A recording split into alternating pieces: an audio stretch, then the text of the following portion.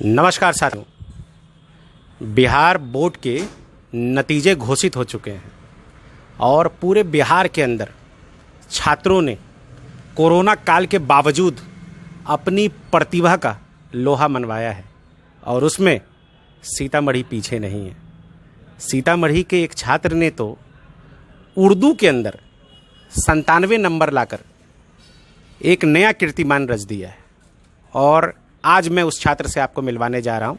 सीतामढ़ी के ही हमारे बीच अभिषेक कुमार मौजूद हैं। आइए अभिषेक से पूछते हैं कि अभिषेक ने उर्दू क्यों चुना। ये अपने आप में एक बहुत बड़ा सवाल है जो आपके जहन में भी होगा कि अभिषेक उर्दू और 97 नंबर। इसीलिए मैं अभिषेक से ये जानना चाहता हूं कि अभिषेक ने उर्दू क्यों चुना।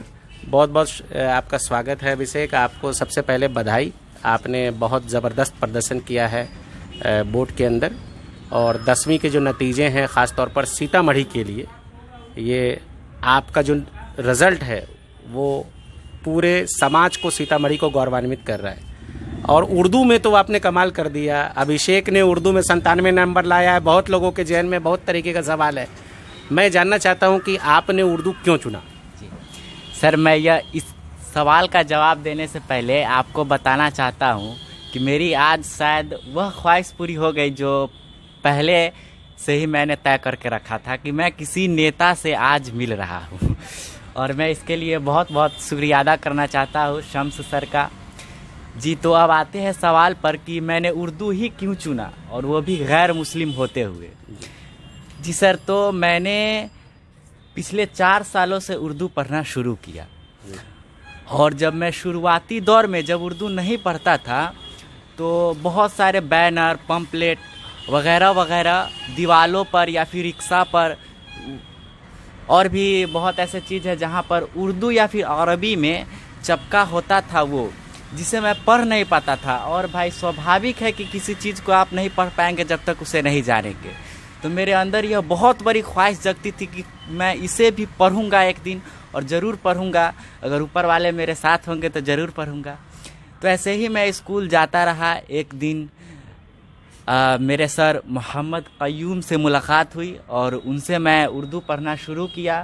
पिछले 4 सालों से उनसे उर्दू पढ़ रहा हूँ और ऊपर वाले की दुआ से आज शायद मैं उर्दू में, मैं तो नहीं कह रहा हूँ लेकिन आसपास के लोग कह रहे हैं कि इतना अच्छा किया। तो बहुत बहुत शुक्रिया। मैं उन सर को भी कहना चाहता हूँ कि जिन्होंने मेरे साथ उस तरह से पढ़ाया कि शायद जो अदर से नहीं हो सकता था। उर्दू के बारे में आप क्या कहना चाहते हैं। आपने एक लैंग्वेज के तौर पे उर्दू को पढ़ा है। जी, उर्दू के बारे में आपका क्या सोचना है। जी, सबसे पहले कि लोगों में यह सोच है कि उर्दू एक ख़ास मज़हब के लिए बना है। उन्हें मैं बता देना चाहता हूँ कि उर्दू किसी ख़ास मज़हब के लिए नहीं है, संस्कृत किसी ख़ास मज़हब के लिए नहीं है, इंग्लिश किसी ख़ास मज़हब के लिए नहीं है। ठीक उसी तरह उर्दू हम सब को जानना चाहिए और मैं उर्दू को इसलिए भी प्रमोट करता हूँ कि अगर उर्दू आप पढ़ते हैं तो आपके अंदर बहुत सारे ऐसे तहज़ीब अंदर ऑटोमेटिकली आने लगते हैं। क्योंकि अगर आपको ज़िंदगी में अच्छा करना है तो यह ज़रूरी नहीं है कि आप सिर्फ सब्जेक्ट पढ़ें। यह ज़रूरी भी है कि आप समाज में किस तरह से लोगों के साथ पेश आते हैं, आप कैसे रहते हैं, आप कैसे खाते हैं, पीते हैं, जाते हैं, रहते हैं। बहुत सारे चीज़ मैटर करता है। तो उर्दू ने मुझे बहुत ऐसा चीज़ सिखाया जो शायद आज अगर मैं इस तरह से बोल भी रहा हूँ तो मैं उर्दू को क्रेडिट देना चाहूँगा और मेरे सर को क्रेडिट देना चाहूँगा। तो मैं आप लोगों से गुजारिश करता हूँ कि आप लोग उर्दू को पढ़ें। उसमें बहुत ऐसी चीज़ें हैं जो शायद मैं आज बातनी तौर पे कह नहीं सकता हूँ, लेकिन मेरे अंदर और दिल में बहुत ऐसी चीज़ है उर्दू के लिए जो शायद मैं नहीं कहूँगा, लेकिन इशारे में आपको समझ लेना चाहिए कि उर्दू बहुत एक अच्छी चीज़ है।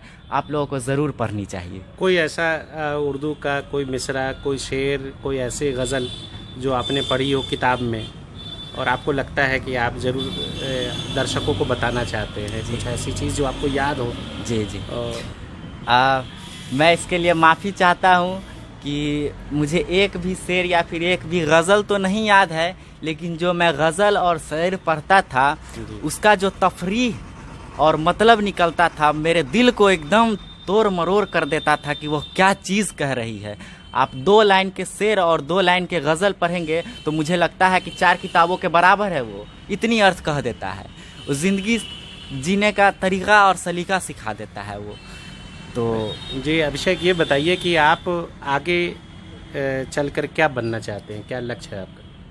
जी ऐसे तो मैं प्रोफेसर बनना चाहता हूँ, लेकिन प्रोफेसर के बाद भी मेरे बहुत ऐसे ख्वाहिश है कि जो मैं बनूँगा और आपको बता नहीं सकता हूँ।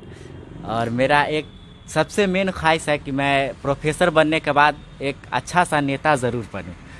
बहुत बहुत शुक्रिया। और कम से कम इस दौर में जब जो लैंग्वेज है, जो भाषा है, उसको लेके बहुत सारी बातें होती हैं और भाषा को जो है वो एक समाज से, एक पूरे वर्ग से जोड़ने की भी कोशिश होती है। ये सब राजनीति है और ये सब तब तक चलता रहेगा जब तक कि राजनीतिक बिसातें बिसती रहेंगी, चुनावी दौर चलते रहेंगे।